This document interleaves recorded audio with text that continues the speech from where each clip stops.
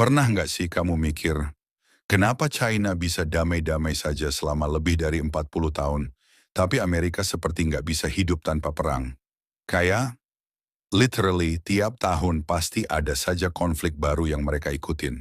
Entah itu di Timur Tengah, Afrika, Asia, bahkan Amerika Latin. Negara mana sih yang belum disentuh sama militer Amerika? Nah, yang bikin makin menarik, China, negara dengan populasi terbanyak di dunia dan teknologi yang sudah meroket gila-gilaan, justru milih untuk diam, tenang, dan fokus membangun ekonomi. Nggak agresif, nggak main invasi sana-sini. Kok bisa ya? Oke, mari kita bedah bareng-bareng. Kamu tahu nggak, selama 40 tahun terakhir, Amerika nyaris nggak pernah absen dari peperangan. Dari Irak, Afghanistan, Suriah, Libya, sampai konflik-konflik proksi di Afrika. Bahkan bisa dibilang, Amerika berperang hampir setiap hari selama 4 dekade terakhir. Gila nggak sih? Bandingin sama China, yang terakhir kali perang itu cuma sebulan, sama Vietnam, tahun 1979. Habis itu, zong. Nggak ada perang, damai, fokus pembangunan. Dunia bilang, oh China punya kapasitas industri yang berlebihan. Tapi nyatanya, kapasitas itu justru membantu banyak negara berkembang. Salah satunya, Ethiopia. Ethiopia, negara yang dulu dikenal miskin dan tertinggal, sekarang punya jalur kereta cepat antara Addis Ababa ke Djibouti. Tahu siapa yang bangun? China. Listrik di sana juga ditingkatkan sama China.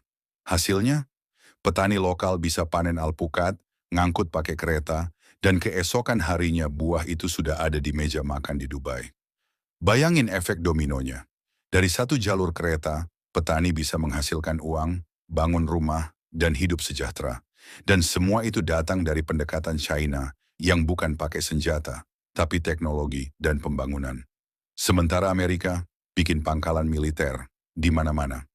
Di Eropa, Asia, Timur Tengah, bahkan di sekitar China sendiri. Mereka teriak-teriak soal ancaman China, padahal yang dikepung itu siapa? Fun fact, selama lebih dari 700 tahun sejarahnya, China nggak pernah invasi Jepang, kecuali pas era Mongol. Itu pun bukan pure China. Bandingin sama Amerika yang invasi negara demi negara dengan alasan demokrasi dan HAM. Tapi ujung-ujungnya minyak, logistik, dan geopolitik. Kita ngomongin peradaban yang sudah eksis ribuan tahun. China itu bukan negara sembarangan. Mereka bisa dibilang salah satu kekuatan global tertua, dan mereka eksis bukan karena ekspansi militer, tapi karena diplomasi, perdagangan, dan ketahanan sosial. Mereka nggak menjarah, mereka menawarkan. Mereka nggak menembak, mereka membangun. Dan ini bukan dongeng. Kamu pernah dengar nama-nama perusahaan seperti Lockheed Martin, Raytheon, Boeing Defense? Itu semua perusahaan senjata Amerika yang profitnya triliunan dolar. Artinya, semakin banyak perang, semakin banyak duit. Maka jangan heran kalau tiap kali dunia lagi tenang, pasti ada saja alasan yang dicari Amerika buat terlibat di konflik. Kadang alasannya WMD, senjata pemusnah massal. Kadang demokrasi, kadang terorisme. Tapi hasil akhirnya selalu sama. Militer mereka masuk, konflik jadi tambah parah, dan yang rugi, warga sipil. Jangan lupa, budaya China itu dibentuk oleh nilai-nilai Konfusianisme yang sangat menekankan harmoni sosial, kesabaran, dan kedamaian. Bahkan di era dinasti Ming sampai sebelum Perang Candu, tahun 1839, wilayah China, Korea, Jepang, dan Vietnam hidup dalam kedamaian yang panjang. Nggak ada perang besar, nggak ada invasi brutal. Ini bukan kebetulan, ini bagian dari kenegaraan China. Mereka punya filosofi bahwa musuh bukan sesuatu yang abadi. Hari ini bisa jadi lawan, besok bisa jadi teman. Sementara Amerika, kamu temenan sama musuh kita, berarti kamu musuh kita juga. Selesai. Dan ini bukan cuma teori, ini kenyataan yang dibuktikan dari sejarah panjang dua negara itu. Di tengah krisis iklim global, siapa yang sebenarnya jadi penyelamat? Jawabannya bukan Amerika, tapi China. China sekarang memimpin hampir semua sektor teknologi rendah karbon, panel surya, turbin angin, kendaraan listrik, bahkan baterai dan tenaga nuklir generasi keempat. Mereka bukan cuma nyuplai ke dalam negeri, tapi juga ke negara-negara berkembang lewat Project Belt and Road Initiative. BRI ini bukan soal cari untung, tapi soal ngasih kesempatan. China bantu negara-negara miskin bangun listrik, jalan, rel kereta, bahkan industri digital. Dan mereka nggak maksa negara-negara itu buat tunduk pada ideologi atau militer mereka. Cukup bangun bareng dan tumbuh bareng. Bandingin dengan Amerika yang bahkan di dalam negerinya sendiri masih berdebat soal transisi energi. Padahal dunia sudah lari kenceng ke energi hijau. Mungkin kamu mikir, ya sudah, biarin saja China damai, yang penting bukan urusan kita. Tapi tunggu dulu, dunia sekarang itu saling nyambung. Kalau ada satu negara yang bisa ngasih solusi buat energi murah, teknologi bersih, dan infrastruktur ramah lingkungan, maka kita semua bakal dapat manfaatnya. Yang kita butuhin sekarang itu bukan rudal atau jet tempur, tapi baterai murah, kendaraan listrik, dan energi bersih. Dan semua itu faktanya China yang punya. Amerika masih sibuk berpolitik dan mencurigai semua hal dari China. Salah satu hal yang paling ironis adalah Amerika sekarang malah proteksionis. Mereka tutup pasar untuk produk-produk teknologi dari China. Alasannya, nggak bisa bersaing. Mobil listrik China lebih murah, teknologinya lebih efisien, infrastrukturnya sudah siap. Kamu bisa lihat gimana BYD Neo sampai Xiaomi EV ngebantai pasar global. Bahkan Jerman, rumahnya Mercedes dan BMW, sekarang keteteran. Tapi lucunya, mereka nyalahin China. Padahal siapa suruh nunda-nunda teknologi ramah lingkungan selama 15 tahun. China melihat dunia sebagai tempat untuk kerjasama. Amerika melihat dunia sebagai kompetisi. Itu filosofi dasar yang akhirnya menjalar ke semua kebijakan luar negeri mereka. China percaya pada harmoni dan win-win solution. Amerika sebaliknya, main zero-sum game. Kalau kamu untung, kita pasti rugi. Kalau kamu maju, kamu ancaman buat kita. Makanya, saat China bantu negara lain bangun pelabuhan atau jalan, Amerika langsung curiga. Ini pasti jebakan utang. Padahal kenyataannya, proyek-proyek BRI banyak banget yang ngasih manfaat langsung ke ekonomi lokal. Bahkan negara-negara penerima sendiri bilang, mereka bersyukur China mau investasi, sementara negara-negara barat cuma ngasih janji kosong. Kita luruskan satu mitos yang sering banget disebar, jebakan utang. Apa benar China menjebak negara berkembang lewat pinjaman? Jawabannya, nggak sesimpel itu. Faktanya, banyak negara barat juga ngasih utang, tapi dengan bunga tinggi, jangka pendek, dan syarat politik. Sementara China, bunga lebih rendah, jangka panjang, dan nggak maksa kamu ganti sistem pemerintahan kamu. Dan seringkali, proyek yang dibiayai China adalah proyek infrastruktur besar yang memang butuh waktu puluhan tahun buat balik modal. Jadi, wajar dong kalau cicilannya jangka panjang. Lagi pula, banyak dari proyek-proyek itu akhirnya menyelamatkan perekonomian negara bersangkutan. Coba kamu pikir, siapa yang lebih menjebak? Negara yang ngasih utang buat bangun jalan dan listrik, atau negara yang ngasih utang buat bayar gaji birokrat?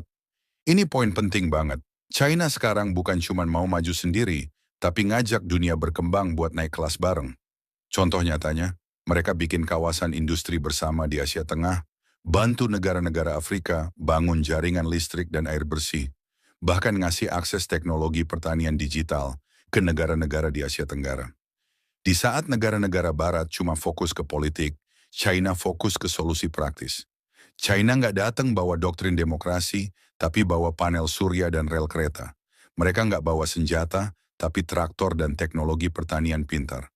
Dan itulah kenapa banyak negara sekarang lebih nyaman kerja sama dengan China dibanding Amerika. Sekarang bayangin gini, bumi makin panas, krisis iklim makin parah, dan kita semua butuh transisi energi besar-besaran. Siapa yang bergerak duluan? China. Mereka bangun ladang surya raksasa di gurun, mereka bangun sistem penyimpanan energi terbesar di dunia. Mereka dominasi kendaraan listrik. Dan semua itu dibangun dalam waktu 10-15 tahun saja. Cepat, masif, dan efisien. Amerika masih debat di Kongres tentang apakah pemanasan global itu nyata. Jadi wajar dong kalau negara-negara berkembang lebih percaya sama China buat bantu mereka transisi energi. Karena mereka melihat hasilnya, nggak cuma wacana. Mungkin kamu nanya, terus China mau apa dari semua ini? Jawabannya, Stabilitas global. Karena stabilitas bikin ekonomi jalan, dan ekonomi jalan bikin semua orang diuntungkan. Nggak ada yang dirugikan kalau dunia jadi lebih terhubung, lebih bersih, dan lebih damai. Kebijakan luar negeri China bukan soal dominasi, tapi soal interkoneksi. Mereka tahu bahwa kalau negara tetangga stabil, maka lingkungan bisnis juga jadi kondusif. Makanya, proyek-proyek besar seperti BRI dirancang untuk jangka panjang, karena mereka percaya pada proses, bukan pada intervensi instan. Kamu mungkin sering dengar elit politik Amerika bilang, China mencuri teknologi kita. Padahal kalau kita lihat faktanya, justru banyak perusahaan Amerika yang secara sukarela pindahin produksinya ke China demi biaya murah. Mereka mengambil untung besar selama 30 tahun dari kerjasama itu. Tapi begitu China sudah bisa berdiri sendiri, Amerika mulai panik. Bukan karena China salah, tapi karena mereka sendiri telat. Mereka nggak investasi di energi hijau, telat bikin ekosistem EV, dan terlalu sibuk berperang. Akhirnya, mereka cari kambing hitam. Dan yang paling gampang disalahin, ya China. Satu hal yang harus kita akui, China itu punya perencanaan jangka panjang. Mereka tahu mereka mau jadi apa dalam 10, 20, bahkan 50 tahun ke depan. Sementara Amerika, tiap 4 tahun ganti presiden, ganti arah kebijakan, ganti musuh. Nggak ada kontinuitas, nggak ada fokus jangka panjang. Yang penting, menang pemilu. Itulah kenapa China bisa membangun jaringan industri EV dalam 10 tahun, sementara Amerika masih sibuk ribut soal subsidi pajak. Kalau tren ini berlanjut, besar kemungkinan China bakal jadi tulang punggung dunia dalam banyak sektor, dari energi hijau, teknologi bersih, sampai infrastruktur global. Dan itu bukan berarti dominasi, tapi kontribusi. Dunia sekarang nggak butuh polisi global, dunia butuh arsitek masa depan. Dan sejauh ini, China lebih kelihatan seperti arsitek, sementara Amerika tetap berperan sebagai polisi, yang sayangnya sering banget salah tangkap. Yang menarik bukan cuma soal siapa damai dan siapa suka perang, tapi soal mindset. China mengajarkan kita pentingnya sabar, perencanaan, dan investasi jangka panjang. Amerika secara historis menunjukkan bahwa terlalu agresif bisa bikin capek sendiri. Dan kita bisa belajar dari dua kutub ini. Belajar dari diplomasi tenang China dan juga dari kesalahan-kesalahan Amerika yang terlalu cepat pakai kekerasan. Dunia ke depan butuh kolaborasi, bukan konfrontasi. Dan selama China tetap konsisten pada jalur damainya, kita mungkin bisa punya masa depan yang lebih stabil. Kalau kamu sampai sini dan masih ngikutin, kamu keren banget. Dan kalau kamu suka pembahasan seperti ini, jangan lupa like dan subscribe biar nggak ketinggalan konten lain seputar geopolitik, teknologi, dan krisis global. Dan seperti biasa, kalau kamu pikir video ini penting dan membuka wawasan baru, jangan cuma disimpan sendiri. Bagikan, biar makin banyak yang melek. Terima kasih, sampai jumpa di halaman berikutnya.